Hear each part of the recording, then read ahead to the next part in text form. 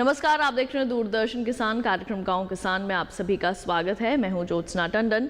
गांव किसान एक ऐसा कार्यक्रम है जिसमें हम आपको खेती किसानी और पशुपालन के संबंध में जानकारी देते हैं, साथ ही आपकी मुलाकात करवाते हैं एक ऐसे कामयाब किसान से जो कि दूसरे किसानों के लिए मिसाल बन चुके हैं।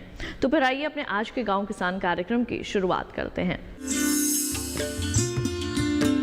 आइए कार्यक्रम की शुरुआत करते हैं पहले सेगमेंट खेती किसानी से। किसान भाइयों बहनों, कृषि वैज्ञानिकों की सलाह के मुताबिक आप सभी फसलों की पैदावार तो अच्छी हासिल कर लेते हैं, लेकिन अगर आप पराली प्रबंधन भी करें तो निश्चित तौर पर पर्यावरण को भी इससे बहुत ही फायदा पहुंच सकता है। जैसे कि हम सभी जानते हैं कि हमारे कई किसान भाई बहन ऐसे हैं जो कि धान की पुआल को जला देते हैं कटाई के उपरांत, लेकिन इससे पर्यावरण को बेहद नुकसान पहुंचता है। तो किस तरह आप आसानी से कर सकते हैं पराली प्रबंधन और कैसे पर्यावरण को भी बचाया जा सकता है, आइए जानते हैं कार्यक्रम के पहले भाग में।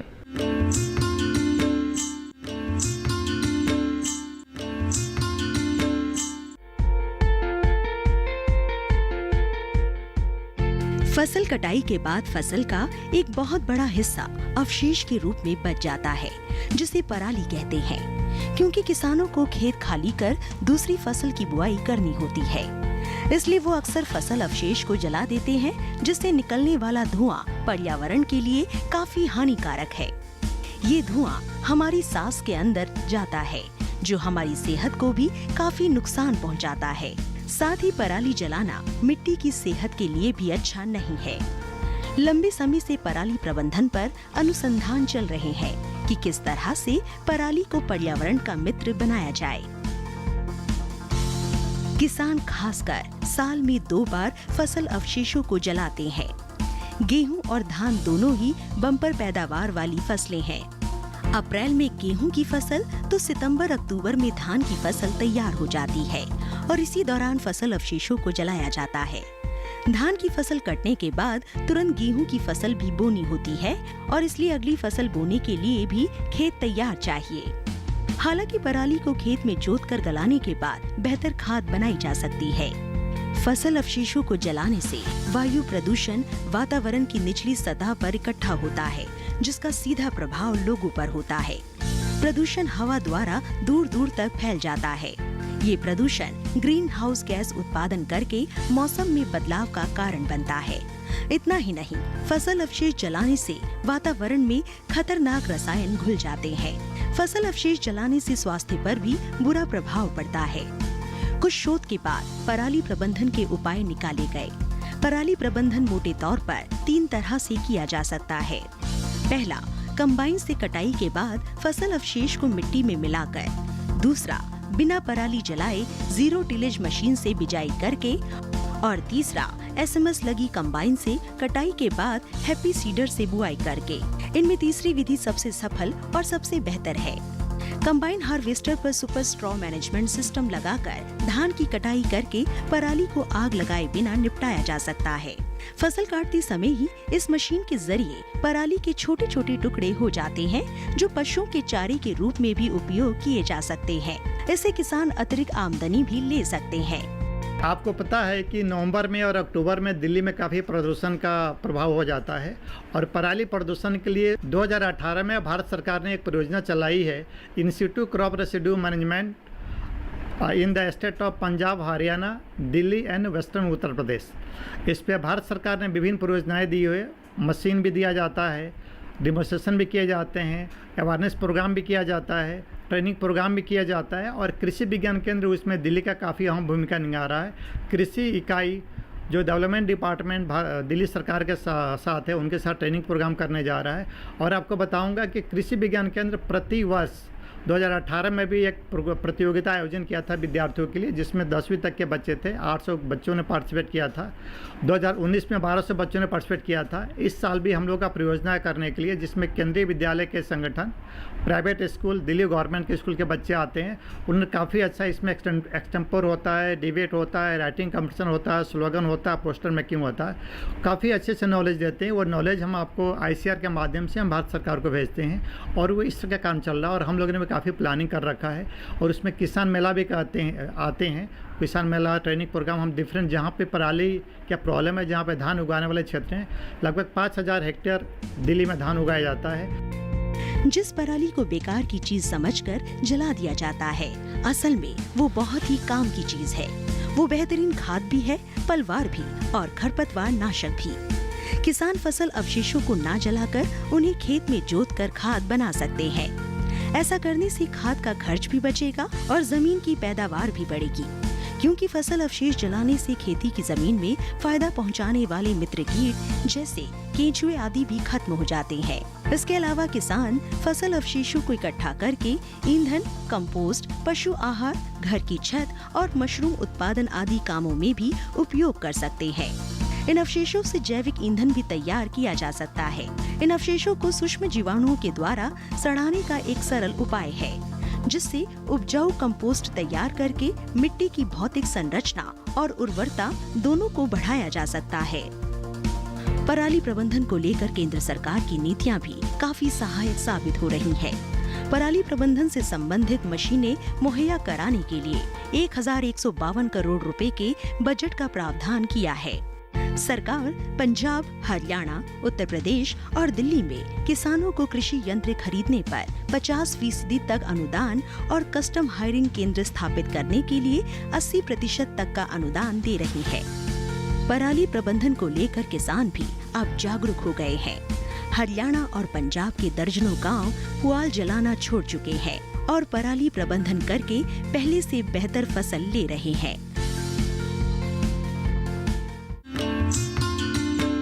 तो किसान भाइयों बहनों, अभी आपने देखा सेगमेंट खेती किसानी। इसके साथ ही कार्यक्रम गांव किसान में वक्त हुआ है एक छोटे से ब्रेक का। जल्द लौटेंगे वापस अपने अगले सेगमेंट के साथ। आप देखते रहिए दूरदर्शन किसान।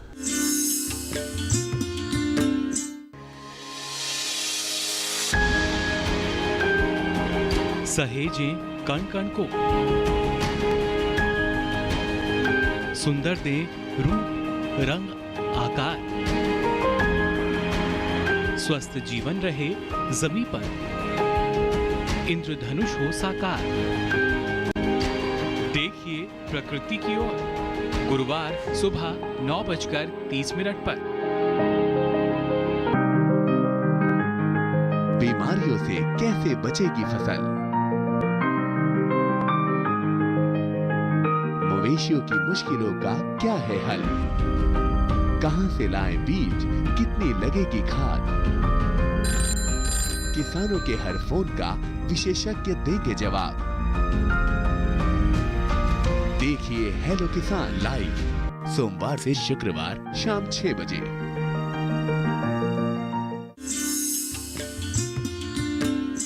ब्रेक के बाद एक बार फिर आप सभी का स्वागत है कार्यक्रम गांव किसान में। आइए कार्यक्रम में बढ़ते हैं आगे और नजर डाल लेते हैं अपने अगले सेगमेंट हमारा पशुधन पर। किसान भाइयों बहनों, अपने आज के सेगमेंट में हम आपको बतख पालन के संबंध में देंगे कुछ विशेष जानकारियां। किस तरह से आप बतख पालन कर सकते हैं और बतख पालन से कैसे लाभ प्राप्त किया जा सकता है, कैसे आप अपनी आय में इजाफा कर सकते हैं। आइए तमाम बातें जानते हैं कार्यक्रम के इस भाग में।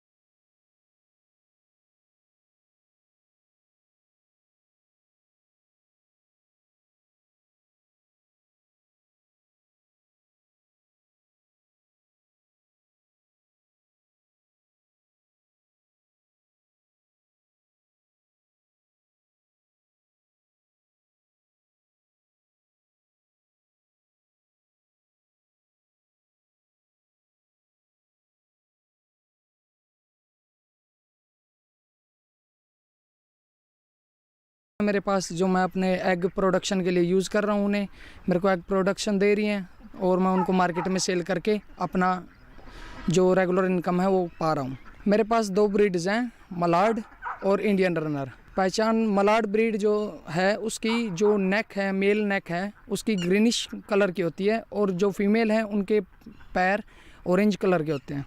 जो अपने इंडियन रनर हैं वो वाइटिश कलर में होती हैं, वाइटिश ब्राउन कलर की, और उनके पैर काले होते हैं।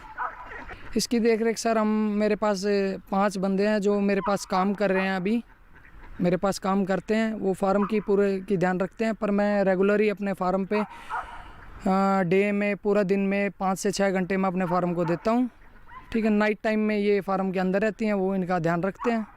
खाने पीने में सर इनको बैलेंस डाइट देनी पड़ती है, प्रॉपर न्यूट्रिशन, प्रॉपर डाइट इनकी मेंटेन की हुई है हमने, जो अपनी डेली वेज के हिसाब से इनको एक डक के करीब 130 से 140 ग्राम हम फीड प्रोवाइड करते हैं।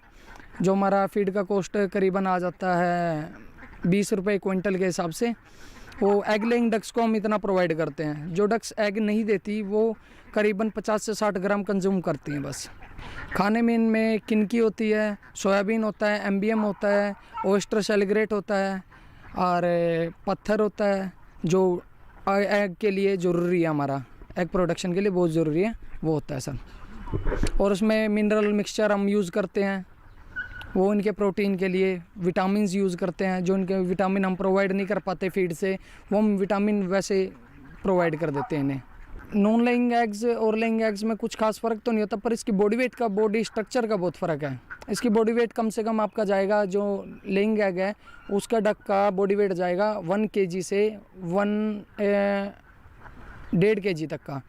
और जो एग नहीं दे रही है हमें, एग प्रोड्यूस नहीं कर रही है हमें, जो हमारे बोलते हैं वाइट पैकिंग बोलते हैं, उसका वेट कम से कम 3 किलो तक चला जाता है, 3-3.5 kg तक। ये करीबन 5 से 6 साल तक का अंडा देंगे, पर आपका फीड बैलेंस डाइट दो आप। ये नहीं है कि आप फीड ना दो, अच्छा ना दो, और आप अंडा लेना चाहो तो वो नहीं हो सकता।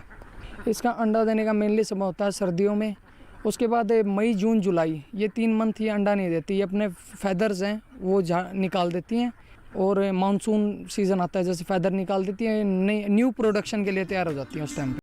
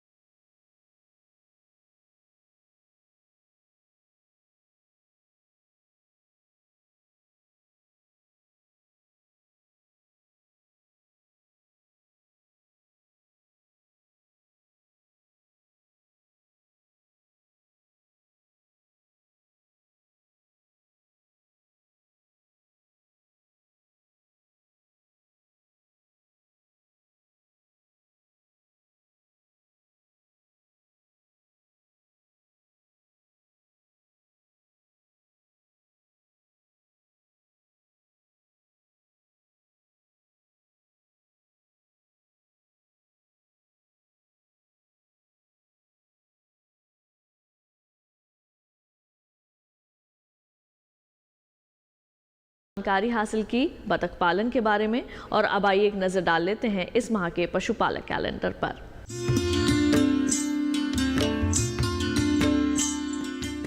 सितंबर माह का पशुपालक कैलेंडर। दुधारू पशुओं में थनैला रोग से बचाव का उपाय करें। पशुओं को अंतः परजीवी नाशक दवाई पशु चिकित्सक की सलाह के अनुसार नियमित दें। गाय व भैंस को ताव में आने के 12 से 18 घंटे के अंदर गाभिन करवाने का उचित समय है। बरसीम की बिजाई इस माह के अंतिम सप्ताह में शुरू करें।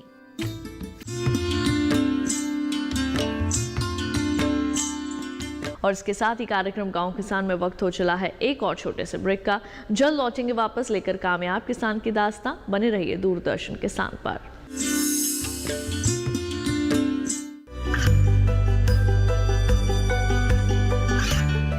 गांवों और पिछड़े क्षेत्रों में सरकारी योजनाओं की जानकारी पहुंचा।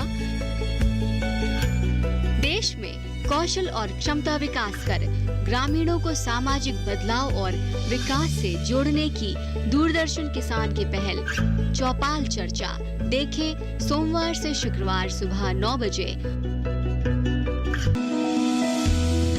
जानकारी जो किसानों के लिए हो लाभकारी,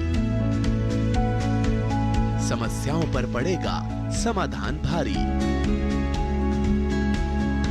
कृषि की हर बात का ख्याल, कब कैसे की जाए बेहतर देखभाल। जानिए विशेषज्ञों के साथ, देखिए खेत खलिहान सोमवार से शुक्रवार सुबह 7 बजे डीडी किसान पर।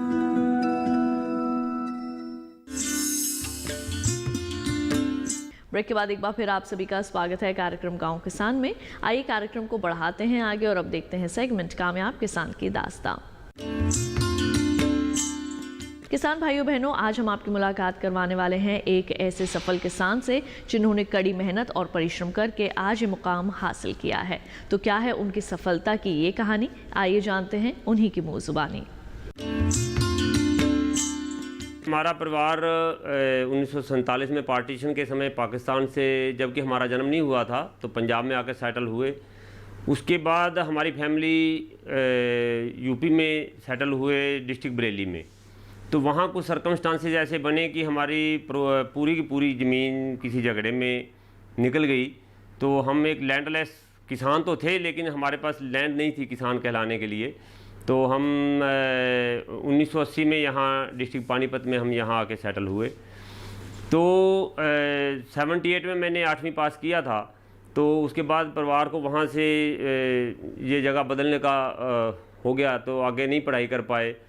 तो ऐसे हालात बने कि आगे पढ़ाई नहीं कर पाए। तो यहाँ आकर के हमने जो बिल्कुल नेगलेक्ट ज़मीन थी वो 5 एकड़ 6 एकड़ के करीब हमारे पूर्वजों ने यहाँ ख़रीदा, लेकिन उसमें कुछ उत्पादन नहीं होता था। तो जब उत्पादन नहीं होता था तो परिवार में खाने की काफ़ी प्रॉब्लम थी। तो हमने पशुपालन से काम स्टार्ट किया। तो स्टार्टिंग पे मैं पशुओं को चराते थे, तो उसका दूध बेच के गुजारा करते थे। तो उस 5-6 एकड़ जो ज़मीन हमारी बंजर थी, हमने उसको जो करनाल में CSSRI है उसकी मदद से उसकी जानकारी लेकर के हमने उसको डेवलप किया। उसमें जिप्सम वगैरह डाल के जो पूरा कलर था, जिसको देसी भाषा में कहें या सैलिनिटी वाली मिट्टी थी, उसमें कोई घास फूस भी उसमें नहीं कोई उगता था। तो आहिस्ता आहिस्ता करके वो मिट्टी को हमने एक सार करके डेवलप किया। तो तकरीबन 84-85 में जा कर के हमारा उत्पादन उसमें शुरू हुआ। तो फर्स्ट उत्पादन हमारा जो 13 बंडल, जैसे गठड़ी सिर पे उठाते हैं ना, 13 गठड़ी गेहूँ का उत्पादन हुआ हमारा। तो आहिस्ता आहिस्ता करते करते उसको ज़मीन को हमने समतल किया। तो पशुपालन में, लेकिन मेरी ज़िंदगी में एक टर्निंग पॉइंट आया कि 87 में हमारी एक भैंस जो है सांप निकल गई। तो सांप उसके पेट में चला गया, तो उसकी वजह से उसको ब्लड हेमरेज हो गया। तो मैंने डॉक्टर उसको बुलाया, तो बोले कि इसको पॉइजनस हो गया है। तो इसका काफ़ी दवाइयाँ मंगाई और बोले कि होपलेस केस, तो इसका कोई ट्रीटमेंट नहीं हो सकता। तो वो छोड़ के चले गए। तो मेरे को, जैसे कि मैंने पहले बताया कि 8वीं तक मैंने पास किया, तो मेरा बचपन में मेरा सपना था कि पशुपालन का डॉक्टर बनने का, लेकिन हालात कुछ और किसी जगह पे ले गए, नहीं बन पाए। लेकिन मेरे पास बुक्स काफ़ी थी, पशुपालन का धंधा करते थे तो पशुपालन की जानकारी के लिए मैंने काफ़ी बुकें रखी थी। तो उसमें मैंने बुक पढ़ी और उसके हिसाब से मैंने उसका अपने आप से जो डॉक्टर लेके आए थे इलाज करने के लिए, मैंने खुद से ही उसको हैंडल किया। एक क्रोमोस्टेट इंजेक्शन होता है जो ब्लड सेल को टूटने से रोकता है, तो मेरे को ये नहीं पता था कि कितनी डोज देनी है मैंने, लेकिन वो लगा दिया। बार बार मैं उसको रिपीट करता रहा। जो ट्रीटमेंट मैंने दिया उसको, तो अचंभे वाली बात हुई कि वो भैंस मेरी बच गई। भैंस बच गई, लेकिन उसके पेट में जो बच्चा था वो मर गया। तो तीसरे दिन मैंने डॉक्टर को उन्हीं को फिर मैंने संपर्क किया कि वो उसमें से बच्चा पेट में से निकालना है। तो वो डॉक्टर मेरे को बोला रहा तेरी खोपड़ी घूम गया है, वो भैंस कैसे बच गया, दूसरा भैंस होगा कोई। लेकिन जब उन्होंने आकर के देखा तो काफ़ी अचंभित हुए। तो मेरा नाम उन्होंने हिसार यूनिवर्सिटी के लिए भेजा। तो 1987 में सितंबर महीने में जो वहाँ मेला लगता है, तो वहाँ मेरे को बुलाया गया। तो वहाँ से मेरे को फर्स्ट प्राइज़ मिला, जिसमें मेरे को 6 गिलास और 1 जग इनाम के तौर पे मिले। तो वो मेरे लाइफ का एक टर्निंग पॉइंट था। तो वहाँ से मैंने इंस्टीट्यूशन का सहारा लिया। तो ऐसे घूमते घूमते हम 90 के आसपास दशक में हम IRI में आए। तो जहाँ से हमें वैरायटी मिली पूसा बासमती 1। उसके बाद पहले हमने, जैसे मैंने बताया, जो 6-7 एकड़ हमारा खेत बन गया था, 5 एकड़ की 6 एकड़ के आसपास, एग्जैक्ट 5.5 ऐसा ही था। तो उसमें से कुछ हम लीज पे लेके स्टार्ट कर दिया खेती करना। तो नॉन बासमती 1-2 साल ग्रो किया, फिर हम इसमें आ गए PB1 में। तो इसका हमें काफ़ी अच्छा रिस्पॉन्स मिला। तो उसके बाद फिर हमने पीछे मुड़ के नहीं देखा।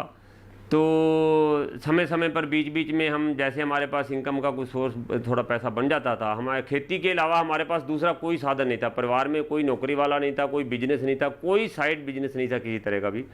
लेकिन इसी से कमाई करके हमने आहिस्ता आहिस्ता समय समय पर 2 एकड़, 3 एकड़, 1 एकड़, 2 एकड़ ऐसे करके ज़मीन खरीदते गए।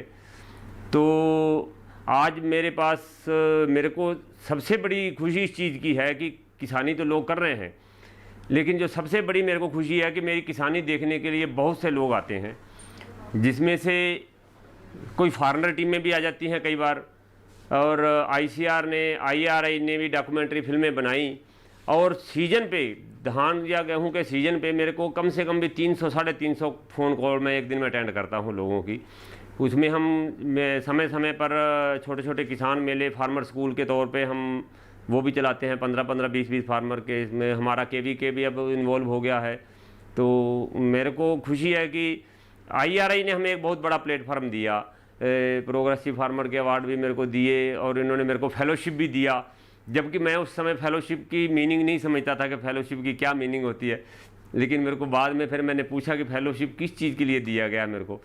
तो हमारे स्टेट के CM ने भी मेरे को सम्मानित किया, उसमें कैश प्राइजेज भी थे, और भी बहुत सी संस्थाओं ने सम्मानित किया। तो कम से कम हम आज ये है कि फार्मर की क्यू में हैं, और जो इलाके के बड़े बड़े फार्मर हैं वो मेरे घर पे आते हैं। पूरे देश से फार्मर आते हैं। और सीड का मैं IRI का सीड ग्रोवर भी हैं, तो IRI के लिए सीड ग्रो करते हैं और कंपनीज के लिए करते हैं। और मैं तकरीबन 100 एकड़ में खेती कर रहा हूँ आजकल, जो लीज रेंट पे साथ में लेकर के। और मैं टोटली पूरा का पूरा मैं सीड में बेच रहा हूँ। MSP से मेरा कोई लेना देना नहीं है। मार्केट में हमारा कोई क्रॉप नहीं जाता है। ज़्यादा से ज़्यादा जो थोड़ा बहुत मिक्सिंग वाला होता है इधर उधर, वो 1 ट्रॉली के आसपास मेरा मार्केट में जाता है। नहीं तो टोटल हम खुद सेल करते हैं, अपने घर से सेल करते हैं टोटल। और उसमें हमारी आमदनी बढ़ी है और किसानों में हमारी पहचान बनी है।